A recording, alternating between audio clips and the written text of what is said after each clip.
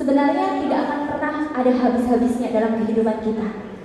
Namun ada satu hal yang terpenting ketika kita mengalami permasalahan, yaitu bagaimana kita dapat keluar dari masalah itu.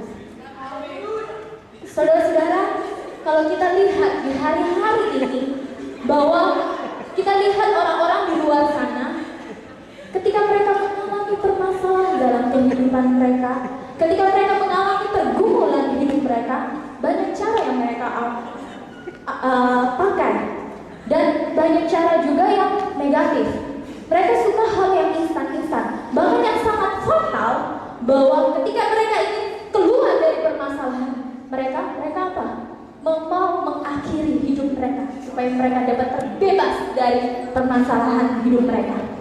Namun saudara-saudara, apakah kita sebagai orang percaya kita mengikuti jejak orang-orang luar sana? Kita harus tahu bahwa sebagai orang-orang percaya kita memiliki satu jalan keluar, satu jawaban yang pasti dalam kehidupan kita, yaitu Yesus. Yesus adalah jawaban hidup kita. Dialah jawaban atas segala persoalan-persoalan kita. Dia bukan hanya dia lahir sebagai penebus, tetapi dia juga lahir sebagai jawaban hidup kita. Yesus adalah jawaban hidup kita.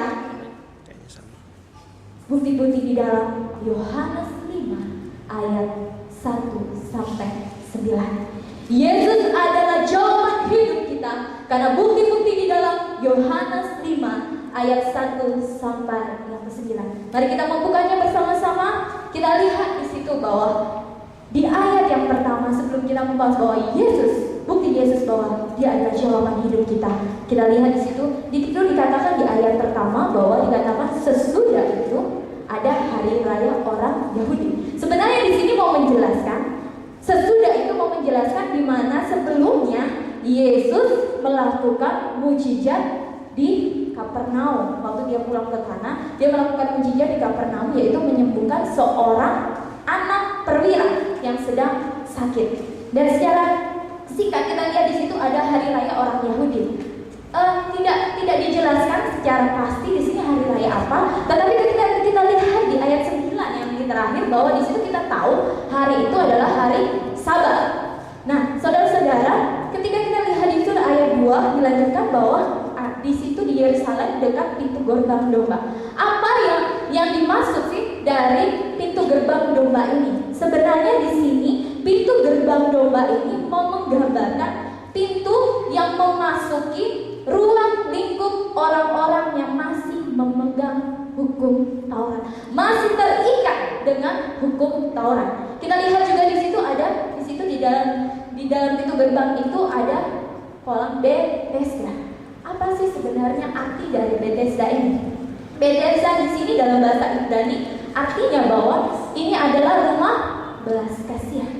Ini adalah rumah kerahiman, rumah kemurahan. Yang menjadi pertanyaannya adalah mengapa dikatakan Bethesda, rumah kemurahan, rumah kerahiman, rumah belas kasihan? Kita lihat di ayat 3 selanjutnya bahwa dikatakan di situ di serambi-serambi itu ada sejumlah orang sakit, orang buta, orang timpang dan sebagainya.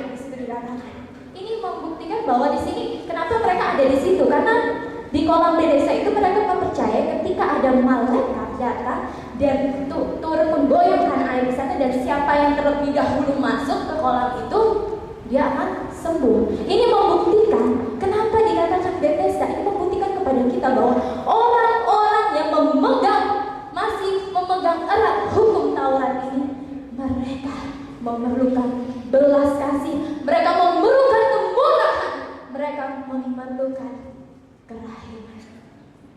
Yesus adalah jawaban.